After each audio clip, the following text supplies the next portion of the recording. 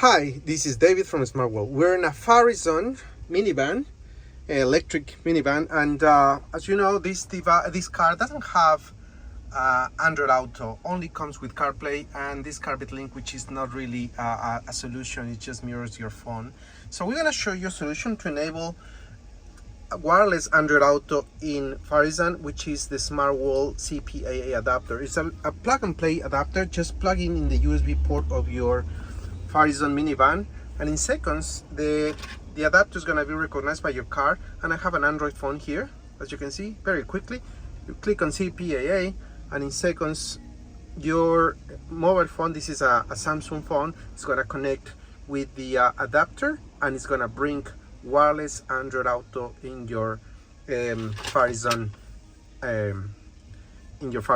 device. As you can see, maps, music, everything all working with all the apps that you need ready to use it. So easy plug and play solution for Farizon to enable wireless Android Auto. And if you want to find more solutions for Farizon and other electric vehicles to enable wireless Android Auto, just go to smartworldcompany.com.